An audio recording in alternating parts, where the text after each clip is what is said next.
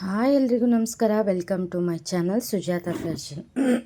ಸಾರಿ friends, ಇವತ್ತಿನ ವಿಡಿಯೋದಲ್ಲಿ ನಾನು ಹಿಂದಿನ ವಿಡಿಯೋದಲ್ಲಿ ಕಟೋರಿ ಬ್ಲೌಸ್ನ ಯಾವ ರೀತಿ ಕಟ್ ಮಾಡೋದು ಹಾಗೆ ಸ್ಟಿಚ್ ಮಾಡೋದು ಅಂತ ಹಿಂದಿನ ವಿಡಿಯೋಸ್ಗಳಲ್ಲಿ ನಿಮಗೆ ತಿಳಿಸ್ಕೊಟ್ಟಿದ್ದೆ. ಸೊ ಇವತ್ತು ಅದೇ ಒಂದು ಬ್ಲೌಸ್ನ ಸ್ಲೀವ್ಸ್ನ ಯಾವ ರೀತಿ ನಾವು ರೆಡಿ ಮಾಡ್ಕೊಳ್ಳೋದು ಅಂತ ತೋರಿಸ್ತಾ ಇದ್ದೀನಿ. ಮೊದಲಿಗೆ ಒಂದು ಅರ್ಧ ಇಂಚಿನಷ್ಟು ನೋಡಿ ಈ ರೀತಿ ಫೋಲ್ಡ್ ಮಾಡಿ ಸ್ಟಿಚ್ ಹಾಕೋತಾ ಇದ್ದೀನಿ. ಆ ವಿಡಿಯೋ ಇನ್ನೂ ನೀವು ನೋಡಿಲ್ಲ ಅಂತಂದರೆ ಕಟೋರಿ ಕಟ್ಟಿಂಗು ಮತ್ತು ಸ್ಟಿಚಿಂಗು ನಿಮಗೆ ಲಾಸ್ಟಲ್ಲಿ ಎಂಡ್ ಸ್ಕ್ರೀನಲ್ಲಿ ಕೊಡ್ತೀನಿ, ನೀವು ನೋಡ್ಬೋದು. ಇವಾಗ 1 ಇಂಚಿಗೆ ಮತ್ತೊಮ್ಮೆ ಮಡಚ್ಕೊಂಡು ಸ್ಟಿಚ್ ಮಾಡ್ಕೋತಾ ಇದ್ದೀನಿ. ನಿಮಗೆ ಸ್ಟಿಚ್ ಬಿಚ್ಚೋದಕ್ಕೆ ಹೆಲ್ಪ್ ಆಗಬೇಕು ಅಂತಂದರೆ ನೀವು ಸ್ಟಿಚ್ನ ದೊಡ್ಡ ಹೊಲಿಗೆಯಲ್ಲಿ ಇಟ್ಕೊಂಡು ಈ 1 ಇಂಚನ್ನ ಮಡಚ್ಕೊಳ್ಳಿ. ನೋಡಿ, ಇವಾಗ ಸ್ಲೀವ್ಸಿಂದು ರೆಡಿ ಆಯಿತು. ಇವಾಗ ನಾವು ಸಪ್ರೇಟ್ ಮಾಡ್ಕೊಳ್ತಾ ಇದ್ದೀನಿ. ಸಪ್ರೇಟ್ ಮಾಡಿಕೊಂಡು ನೋಡಿ ಈ ರೀತಿಯಾಗಿ ನಮ್ಮ ಸ್ಲೀವ್ಸ್ ಅನ್ನೋದು ರೆಡಿ ಆಯಿತು. ಇದನ್ನು ನಾವು ಬ್ಲೌಸ್ಗೆ ಯಾವ ರೀತಿ ಅಟ್ಯಾಚ್ ಮಾಡೋದು ಅಂತ ಇದೇ ವಿಡಿಯೋದಲ್ಲೇ ನೋಡೋಣ.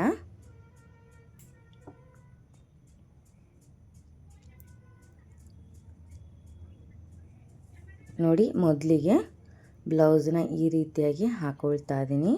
ನಂತರ ನಾನಿನ್ನೂ ಫ್ರಂಟ್ ಪಾರ್ಟನ್ನು ಕಟ್ ಮಾಡ್ಕೊಂಡಿರಲಿಲ್ಲ. ಸೊ ಇವಾಗ ಅರ್ಧ ಇಂಚಿಗೆ ಫ್ರಂಟ್ ಪಾರ್ಟನ್ನು ಶೇಪ್ನ ತೆಗೆದು ಕಟ್ ಮಾಡಿಕೊಂಡು ಇವಾಗ ಸೆಂಟರಿಂದ ನಾನು ಈ ಕಡೆಗೆ ಸ್ಟಿಚ್ ಮಾಡ್ಕೋತಾ ಇದ್ದೀನಿ. ಅಂದರೆ ನಾನು ಒಂದು ಕಡೆದು ಅರ್ಧ ಒಂದು ಕಡೆದು ಅರ್ಧ ಸ್ಟಿಚ್ ಮಾಡ್ಕೋತೀನಿ. ನೀವು ಫುಲ್ಲು ಬೇಕಾದರೂ ಸ್ಟಿಚ್ ಮಾಡ್ಕೋಬೋದು, ಬಟ್ ನಾನು ಸಜೆಸ್ಟ್ ಮಾಡೋದಂದರೆ ಇದೇ ರೀತಿ, ಅಂದರೆ ಅರ್ಧದಿಂದ ಅರ್ಧ ಸ್ಟಿಚ್ ಮಾಡ್ಕೊಳ್ಳಿ.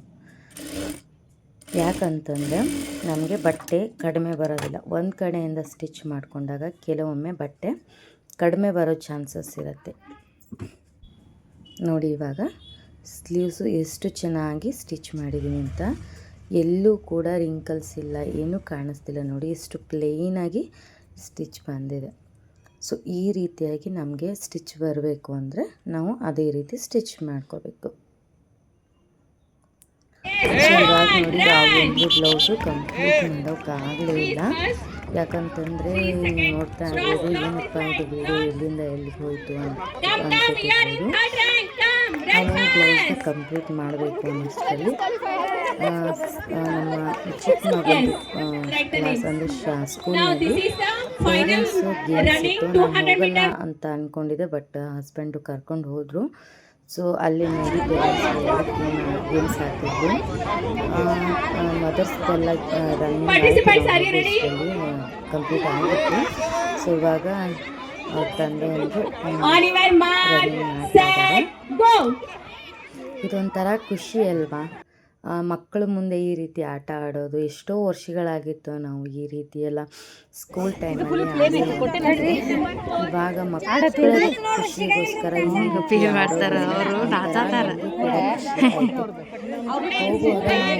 ಅಲ್ಲಿ ಆಡೋದಪ್ಪ ಅಂತ ನಾಚ್ಕೊಂಡು ಹೋಗಿದ್ವಿ. ಇದೇ ಫಸ್ಟ್ ವರ್ಷ ನಮ್ಗೆ ಈ ರೀತಿ ಆಡೋದೆಲ್ಲ ಇರೋದು. ಏನು ಆಡೋದಪ್ಪ ಅಂತ ನಾಚ್ಕೊಂಡು ಹೋಗಿದ್ವಿ. ಬಟ್ ಅಲ್ಲಿ ಹೋದ್ಮೇಲೆ ಯಾವ ರೀತಿ ಬೆರ್ಕೊಂಡ್ಬಿಟ್ವಿ ಅಂದರೆ, ಮಕ್ಕಳ ಜೊತೆ ನಾವು ಸ್ಕೂಲಲ್ಲಿ ಇದ್ದಾಗ ನಾವು ಬೆರೀತಿದ್ವಲ್ವ, ಸೊ ಅದೇ ರೀತಿ ಬೆರೆತು ನಾವು ಇಲ್ಲಿ ಕೂಡ ಹೋಗುವಾಗ ಒಂಥರ ಮುಜುಗರದಿಂದನೇ ಹೋಗಿ ಏನು ಮಾಡೋದು ಸ್ಟಾರ್ಟ್ ಮಾಡಿದ್ವಿ. ಎಷ್ಟು ಚೆನ್ನಾಗಿ ಎಂಜಾಯ್ ಮಾಡಿದ್ವಿ ಅಂದರೆ ತುಂಬಾ ಚೆನ್ನಾಗಿತ್ತು. ಇದು ರನ್ನಿಂಗ್ ಮುಗಿದ್ಮೇಲೆ ಬಾಯ್ಸ್ ಇದು ಗುಂಡೆ ಸೆತಾಯಿತು. ಅಪ್ಪ ಅದೇನು ವೆಯ್ಟ್ ಇತ್ತು ಅಂತೀವಿ, ತುಂಬಾ ವೆಯ್ಟ್ ಇತ್ತು. ಹಾಕ್ತಾ ಇದ್ದಾರೆ ಗುಂಡೆ ಸೆತ. ನಾವು ಚಿಕ್ಕದಿದೆಯಪ್ಪ, ಏನು ಬೇಕಾದಾಗ ಹಾಕ್ಬೋದು ಅಂತ ನಾವು ಅಂದ್ಕೊಂಡಿದ್ರೆ, ಬಟ್ ವೆಯ್ಟ್ ತುಂಬ ಇತ್ತು ಅದು. ನೀವು ಯಾರಾದರೂ ಈ ರೀತಿ ನಿಮ್ಮ ಮಕ್ಕಳ ಸ್ಕೂಲ್ಗೆ ಈ ರೀತಿ ಗೇಮ್ಸ್ ಕಮೆಂಟ್ ಬಾಕ್ಸಲ್ಲಿ ಕಮೆಂಟ್ ಮಾಡಿ ನೋಡೋಣ. ಇದು ಫಸ್ಟ್ ಇಯರ್ ಈ ರೀತಿ ಆಡೋಕ್ಕಾಗಿದ್ದು ನಾನು. ತುಂಬಾ ಚೆನ್ನಾಗಿತ್ತು. ಒಂದು ಇದು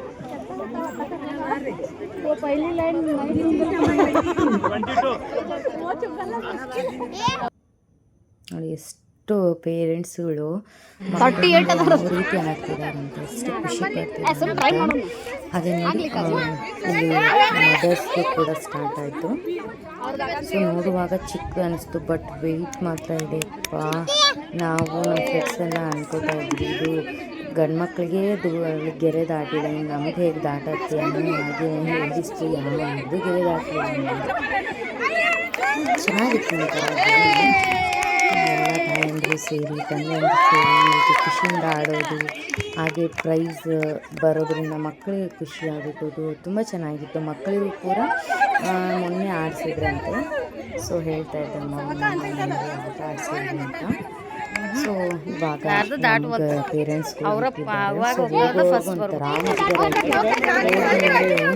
ಎಲ್ಲರೂ ಸೇರಿ ಎಷ್ಟು ಚೆನ್ನಾಗಿ ಎಂಜಾಯ್ ಮಾಡಿದ್ರು. ಆ ರೀತಿ ಎಂಜಾಯ್ಮೆಂಟ್ ಮಾಡಿದ್ವಿ. ಚೆನ್ನಾಗಿತ್ತು ಒಂಥರ.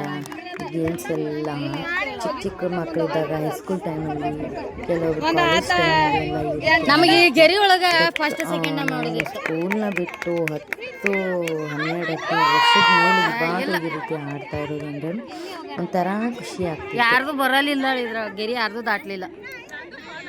ಸೊ ಗುಂಡೆ ಸೆಟನ್ನು ಆಡಿದ್ಮೇಲೆ ನೋಡ್ತಾ ಇರ್ಬೋದು ಪೇರೆಂಟ್ಸ್ಗಳೆಲ್ಲ ಯಾವ ರೀತಿ ಆಟ ಆಡ್ತಿದ್ದಾರೆ ಅಂತ. ನಾವು ಕೂಡ ಥ್ರೋಬಾಲ್ ಆಡಿದ್ವಿ. ಹಾಗೆ ಅಲ್ಲಿ ನೋಡ್ತಾ ಇರ್ಬೋದು ವಾಲಿಬಾಲ್ ಆಡ್ತಿದ್ದಾರೆ ತಂದೆಯರು. ಇಲ್ಲಿ ಇದು ಏನು ಖೋಖೋ ಆಡ್ತಿದ್ವಿ. ನೋಡಿ ಇಲ್ಲಿ ನಾವು ವಾಲಿಬಾಲ್ ಆಡ್ತಿದ್ದೀವಿ. ನಾವು ಕೂಡ ವಾಲಿಬಾಲ್ ಅಲ್ಲ, ಥ್ರೋಬಾಲು, ಗುಂಡೆ ಸೆತ ಥ್ರೋಬಾಲೆಲ್ಲ ಆಡಿದ್ವಿ. ಹಾಗೆ ಖೋಖೋನಲ್ಲೂ ಆಡಿದ್ವಿ. ಬಟ್ ಪ್ರೈಸ್ ಬಂದಿದ್ದು ನಮಗೇನಿದ್ರು ಥ್ರೋಬಾಲಲ್ಲಿ ಮಾತ್ರ. ಎಷ್ಟು ಇದರಲ್ಲಿ ಬಿದ್ದರು ಅಂತಂದರೆ ಖೋಖೋ ಆಡುವಾಗ ಅಷ್ಟು ಜೋರಾಗಿ ಬಿದ್ದರು ಲೇಡೀಸ್ ಅಂಕರು. ಚೆನ್ನಾಗಿತ್ತು. ಅಷ್ಟು ಬಿದ್ದರೂ ನಮಗೇನದು ಒಂದು ನೋವು ಅನ್ನಿಸ್ಲಿಲ್ಲ. ನೋಡಿ ಇದೇ ನನ್ನ ಮಗನ ಸ್ಕೂಲು. ಪ್ರೈಸಸ್ ಅಂದರೆ ಮಕ್ಕಳಿಗೆ ಮೊನ್ನೆ ಏನು ಗೆದ್ದಿದ್ರಲ್ವ, ಪ್ರೈಸಸ್ ಬಂದಿತ್ತಲ್ವ, ಸೊ ಅವರಿಗೆ ಕೊಡ್ತಾ ಇದ್ದಾರೆ. ನೋಡಿ ಇದು ಗ್ರೌಂಡು ತುಂಬಾ ದೊಡ್ಡದಾಗಿದೆ ಗ್ರೌಂಡು. ಇಲ್ಲಿ ಖೋಖೋ ಆಡ್ತಿದ್ವಿ ಲೇಡೀಸ್ ಎಲ್ಲ. ನಮ್ಮದು ಲೇಡೀಸ್ದು ನಮ್ಮ ಒಂದು ಟೀಮ್ಸ್ ಹೋಯ್ತು. ಸೊ ಹಾಗಾಗಿ ಹೊರಗೆ ಬಂದ್ವಿ ನಾವು.